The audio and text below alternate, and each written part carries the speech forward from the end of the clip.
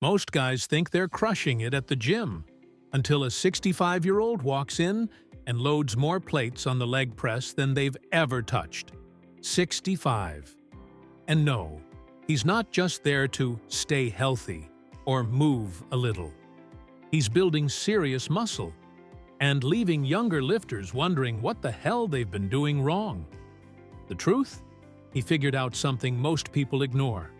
It's not age that's killing your gains. It's how you train. Everyone keeps feeding you the same story, that after 40, strength fades, metabolism tanks, and the best you can do is maintain. It's complete garbage. What actually changes is that your body needs smarter, more precise stimulation. And no one teaches that part. This guy stopped listening to the wrong voices. No more 2-hour gym sessions, no complicated programs. He bet everything on 6 simple exercises, and the transformation speaks for itself. There's no magic here. Just intelligent execution, consistency, and movements that speak the language of your body. Exercises that trigger the right muscles, hormones, and systems to deliver real results, even after 50, 60, or 70. If this is already hitting close to home, hit that subscribe button, because what's coming next might just change the way you train forever. They lied to you. Big time. The biggest myth about training over 40? That you have to slow down. That building muscle is over. That cardio is your only option now. That you're supposed to just accept the decline. But that's the exact thinking that keeps most people stuck. Your body doesn't forget how to build muscle. It just demands better signals. The response is still there, waiting if you know how to activate it. And this 65-year-old is living proof. While others waste time with flashy workouts and 50 exercise splits, he sticks to what works. Not variety for the sake of it. Just 6 moves that actually build muscle. Sounds too simple, right? That's why almost no one does it. Most guys are busy chasing new programs, switching routines weekly, copying influencers. But he figured out early. When you stop trying to impress people and start training with intention, the game changes. And the craziest part? With less time, less volume, and more focus, he's growing faster than guys who live in the gym. But that's just one piece of the puzzle. The mistake that kills your progress. Here's where most guys mess it up, and they don't even realize it. They think the problem is their age, when in reality, it's their mindset. They've been told to slow down, to train safer, to avoid going heavy. So they start backing off, lifting lighter, skipping leg day, thinking that's what they're supposed to do. But this 65-year-old didn't buy into that lie. He didn't water down his workouts. He sharpened them, got more strategic, more intentional. And that's when his body started to respond like it never had before. Not even in his 30s. The truth is, your body isn't broken. It's just waiting for a better reason to adapt.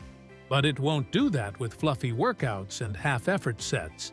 It needs pressure, tension, and consistency.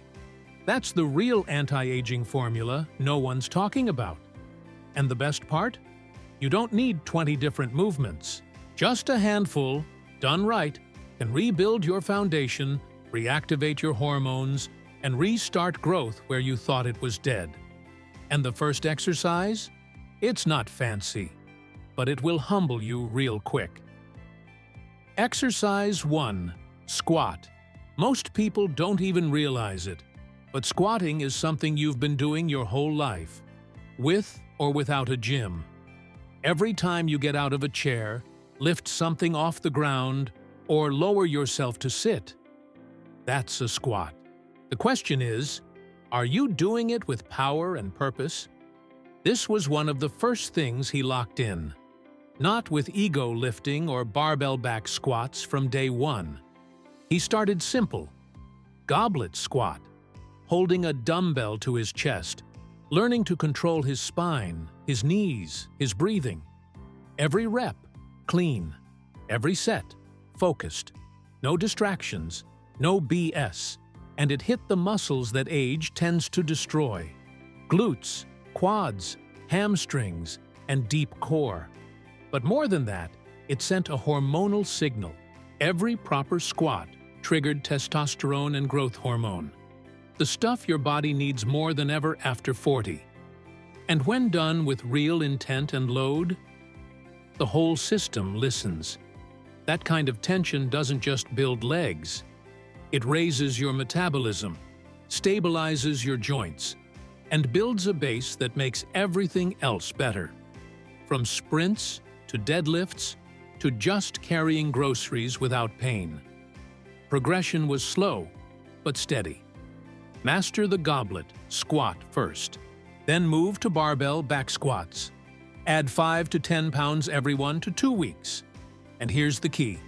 Track everything. Not just weight, but reps, rest, tempo. Because growth hides in the details. The result?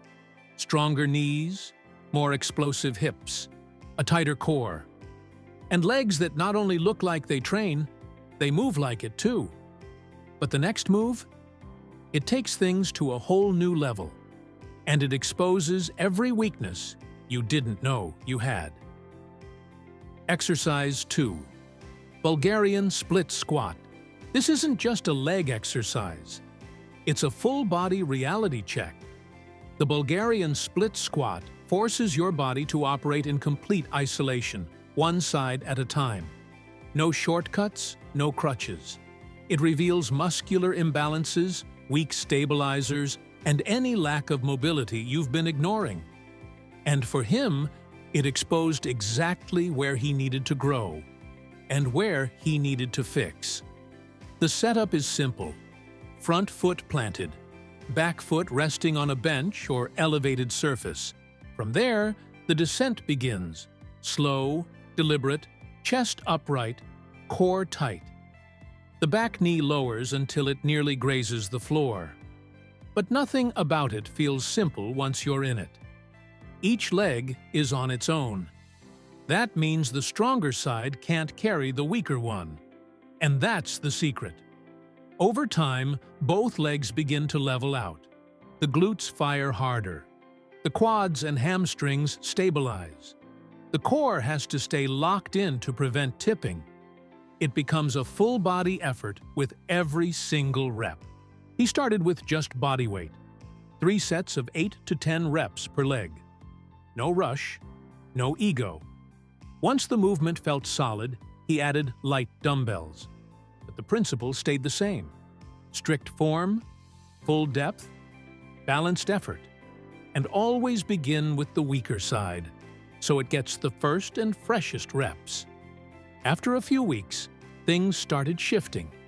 He wasn't just training his legs, he was training stability, posture, and real-life movement. The kind of strength you notice when climbing stairs, walking fast, or making quick lateral movements. His knees felt safer, his hips more open, his whole lower body more functional. But the next muscle group? It's one that most people completely ignore, and it's probably the reason their legs look unfinished. Exercise 3. Calf raise. When most people think leg day, they picture squats or lunges, maybe a leg press. But calves? They're usually an afterthought. And that's why most guys over 40 walk around with strong thighs and weak ankles, a recipe for imbalance, instability, and eventual injury. He didn't make that mistake. He knew that every step, every jump, every quick pivot starts from the ground up. And the calves are the base. So he gave them the respect they deserved, not as a vanity muscle, but as a key to real-life performance and joint health. He trained them both seated and standing. Seated to hit the soleus, the deeper muscle responsible for endurance and ankle control. Standing to target the gastrocnemius, the visible pop most guys chase. But it wasn't about going heavy. It was about control. Each rep was slow and intentional. Rise up onto the balls of the feet, pause at the top, squeeze hard, then lower until the heels nearly touch the floor.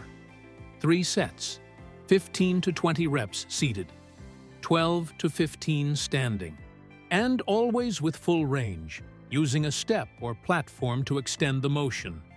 He started light, dumbbells in hand, machine if available, and he tracked it all, just like every other lift. Not because calves grow fast, but because they grow when you actually treat them like a priority. The result? More stable ankles, better posture, a stronger push-off with every stride, and a lower body that looks complete, not top-heavy. The kind of foundation that lets the rest of your training thrive. But the next move, it's not about legs at all. It's about proving you've still got real strength, even when gravity says otherwise. Exercise 4. Pull-up. This is the great separator. The movement that draws a clear line between those who look strong and those who are strong. At 65, most guys avoid pull-ups completely. Too hard, too humbling, too easy to fail. But he leaned into that challenge. Because if you can pull your own body weight off the ground, nothing else hits the same. He didn't start with perfect form. He started with assistance, using bands or a pull-up machine. But every session had the same goal: full body tension. Drive from the elbows, engage the lats, control the descent. No swinging, no half reps. 3 sets, 5 to 8 reps. Rest long, focus hard.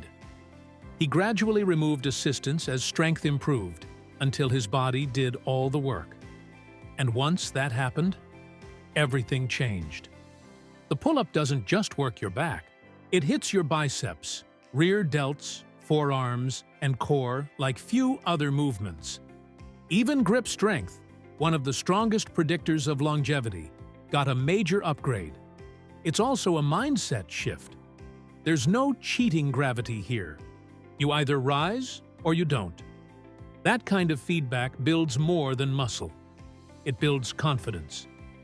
And once he mastered it, his posture improved, his back thickened, and his upper body finally matched the power of his lower half. But upper body pushing strength is just as important. And the next movement proves whether or not your body is actually under control. Exercise 5. Push-up. Some guys brag about their bench press numbers, but can't knock out 20 clean push-ups. That's a problem, because the push-up isn't just a chest exercise. It's a full-body strength test disguised as something basic. He knew that machines and weights were useful, but he also knew that real strength meant being able to move his own body, under control, anywhere, anytime. That's why push-ups became a non-negotiable part of his training. He started with the modified version, knees on the floor, keeping the spine aligned from head to hips, hands just outside shoulder width, elbows tucked around 45 degrees, lower slowly, chest nearly touching the ground. Then press up without letting the hips sag or rise. Clean, consistent. As that got easier, he moved to full push-ups, then elevated feet, then weighted vests, then diamond push-ups. Each variation brought new tension, new focus, but the core principle never changed: control over everything. Push-ups hit the chest, shoulders, triceps, and core all at once. But what people forget is how much they protect your shoulders, especially if you've had pain, tightness, or injury after 40. When done right, push-ups build strength and longevity. And there's no equipment excuse here. He could do them at home, on the road, first thing in the morning, wherever.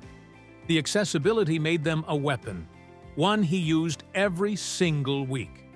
But strength without endurance is a trap. And the final movement in his routine was the one that brought his engine back to life. Exercise 6. Mountain climbers. This one looks easy until you actually do it right. Mountain climbers don't require weight, no machines, no gym, but they deliver 3 brutal benefits all at once: cardio conditioning, core engagement, and explosive movement. That's why this exercise earned a permanent spot in his training, even at 65. See, over time, what most people lose isn't just strength, it's pace. That smooth rhythm, that ability to breathe under pressure, the kind of stamina that lets you move freely without feeling winded. He wasn't willing to lose that, so he trained for it. He started in a solid plank, hands under shoulders, spine neutral, hips locked in. From there, he drove each knee toward the chest, alternating quickly, but with control. No bouncing, no sloppy form, just steady, sharp movement, like sprinting in place. 3 sets, 20 to 30 seconds, full intensity. And as his engine improved, he ramped up to 45, even 60 seconds. Sometimes he used sliders under his feet to increase the burn. Other times, he paired them with push-ups for a savage combo. What changed? Everything. His breathing, his recovery speed, his overall energy in workouts and daily life. Suddenly, stairs didn't feel like work. Long walks felt light. Quick movements didn't leave him gassed. He didn't just rebuild strength, he brought back the fire. And none of it happened by accident. It was a choice, a shift, a decision to stop playing by age rules and start playing by results. The choice that changes everything. At some point, the gap between staying the same and transforming your body isn't about another workout or a secret diet. It comes down to a decision. A moment where you either keep telling yourself it's too late, or you prove that it's not. He could have followed the usual script. Take it easy. Don't push too hard. You've done enough. But instead, he chose to test, to adapt, to commit. And now, the results speak louder than any excuse ever could. You've got the full blueprint now. 6 exercises, clear progressions, no fluff, no hype, just what works, and what your body is ready for if you give it the chance. The only thing left is to take that first step. Doesn't have to be perfect, it just has to happen. Because that step, that's what separates people who talk about change from those who become the change. What's the one thing you're changing in your training after this?